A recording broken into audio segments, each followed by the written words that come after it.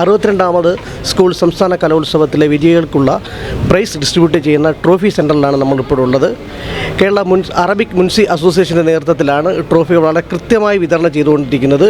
ഏറ്റവും വലിയ ആകർഷണം എന്ന് പറയുന്നത് ഒരു ചരിത്ര സംഭവമായി മാറിയിരിക്കുന്നത് പങ്കെടുക്കുന്ന മുഴുവൻ കുട്ടികൾക്കും ട്രോഫി വിതരണം ചെയ്തുകൊണ്ട് കേരള അറബിക് മുൻസി അസോസിയേഷൻ കേരള സംസ്ഥാന സ്കൂൾ കലോത്സവത്തിന് പുതിയ മാതൃക തീർക്കുകയാണ്. സർ നമസ്കാരം. നമ്മുടെ 62ാമത് സംസ്ഥാന കലോത്സവവുമായി ബന്ധപ്പെട്ടുള്ള ട്രോഫികളാണ് ഇവിടെ വിതരണം ചെയ്തിട്ട്. എത്രത്തോളം ദുഷ്കരമാണ് ഈ പ്രവൃത്തി? അതോ കുറച്ച് ഈസിയാണോ ഈ കുട്ടികളെ കണ്ടെത്തുക, അവർക്ക് കൃത്യമായിട്ട് തന്നെ ട്രോഫി എത്തിക്കുക? ഏറ്റവും കൂടുതൽ വിമർശനങ്ങൾ ഏറ്റുവാങ്ങാൻ പറ്റുന്നൊരു മേഖല കൂടിയാണിത്. അപ്പോൾ ഇതെങ്ങനെയാണ് നിങ്ങളിത് കൃത്യമായിട്ട് മാനേജ് ചെയ്യുന്നത്? നമ്മൾ കൃത്യമായി ഓരോ ദിവസത്തേക്കുള്ള ഡ്യൂട്ടീസൊക്കെ അറേഞ്ച് ചെയ്തിട്ടുണ്ട്. പിന്നെ ദുഷ്കരമാണെന്ന് വെച്ചാൽ ദുഷ്കരമല്ല, ഈസിയാണോ എന്ന് വെച്ചാൽ ഈസിയല്ല. നല്ലൊരു മാനേജ്മെൻറ്റ് ഉണ്ടെങ്കിൽ കൃത്യമായിട്ട് നമുക്കത് കൊടുത്തിടാൻ സാധിക്കുന്നതാണ്. റിസൾട്ട് വരുന്ന മുറയ്ക്ക് തന്നെ നമ്മൾ തന്നെ ഓൺലൈനിൽ റിസൾട്ട് എടുത്ത് അവർക്കൊരു ബുദ്ധിമുട്ടുണ്ടാക്കാത്ത രീതിയിൽ ഇപ്പം 3-ാമത്തെ ദിവസത്തേക്ക് പിന്നിടുകയാണ്. ഇതുവരെയും ഒരു പരാതി ട്രോഫി കിട്ടിയില്ല എന്ന തരത്തിലുള്ള പരാതികളൊന്നും ഇതുവരെയും ആരും ഉന്നയിക്കപ്പെട്ടിട്ടില്ല. കൃത്യമായി അവർക്ക് നമ്മൾ ഓഫീസ് പ്രവർത്തിക്കുന്നുണ്ട്. 1 മണി വരെയും ഒക്കെ നമ്മൾ ട്രോഫികൾ കൊടുത്തുകൊണ്ടിരിക്കുന്നു. അവരെ വരുന്ന മറ്റ് ദൂര ജില്ലകളിൽ നിന്ന് വരുന്നവരെല്ലാം പരിഗണിച്ചുകൊണ്ട് തന്നെയാണ് നമ്മുടെ പ്രവർത്തനം മുന്നോട്ട് കൊണ്ടുപോയിക്കൊണ്ടിരിക്കുന്നത്.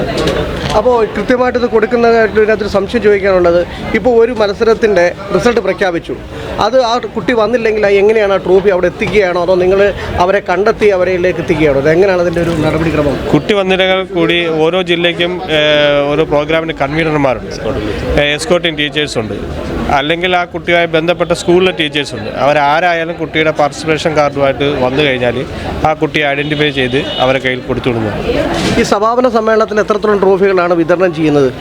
സമാപന സമ്മേളനത്തിൽ 40ഓളം ഇൻ്റഗ്രേറ്റ് ട്രോഫികളാണ് നമ്മുടെ ഗോൾഡുകൾ ഉൾപ്പെടെ ഉള്ളത് കൊടുക്കുന്നത്. ഇപ്പോൾ ഈ ഗോൾഡിൻ്റെ നമ്മുടെ ഡെമോ മാത്രമാണ് ഇവിടെ പ്രദർശിപ്പിച്ചിട്ടുള്ളത്. ഓക്കെ. അപ്പോൾ ഇത്തരം ട്രോഫികൾ ഇനി വിതരണം ചെയ്യാനുള്ള ട്രോഫികൾ ആരെയാണ് ഇവിടെ വിതരണം ചെയ്യുന്നത്? ബന്ധപ്പെട്ട ഈ കമ്മിറ്റിയാണോ ഇവർക്ക് ഡിസ്ട്രിബ്യൂട്ട് ചെയ്യുന്നത്? അതോ ഇത് കമ്മിറ്റി ഏറ്റെടുത്തിരിക്കുന്നത് കേരള അറബിക് മുൻസി അസോസിയേഷൻ സംഘടനയാണ് ഇതിന് നേതൃത്വം നൽകുന്നത്. വിതരണം ചെയ്യുന്നതിന് നമുക്കിവിടെ ലഭ്യമാകുന്ന വിശിഷ്ട വ്യക്തികളെല്ലാം നമ്മൾ ഉൾക്കൊള്ളിക്കുന്നുണ്ട്.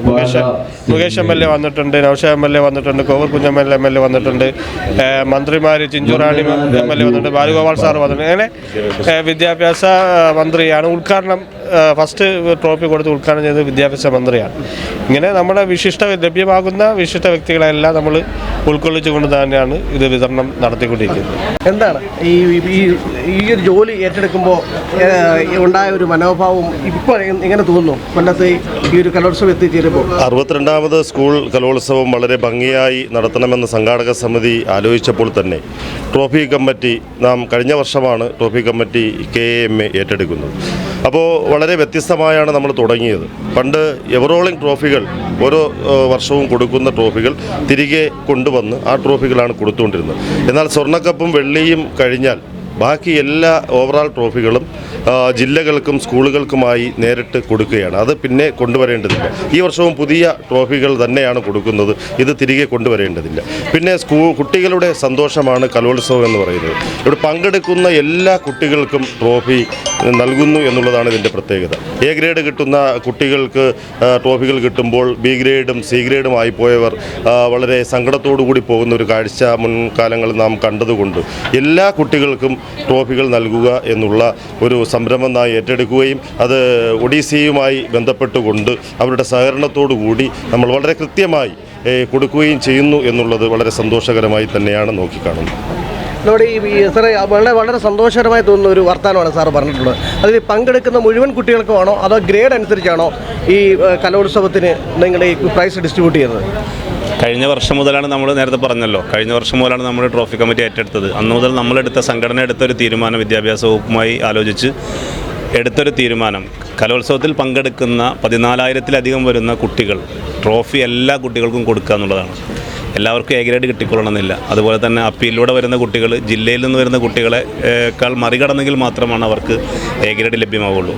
അപ്പോൾ A ഗ്രേഡ് ലഭിക്കാതെ വരുന്ന ഒരുപാട് കുട്ടികൾ നമുക്ക് കാണാൻ കഴിയും.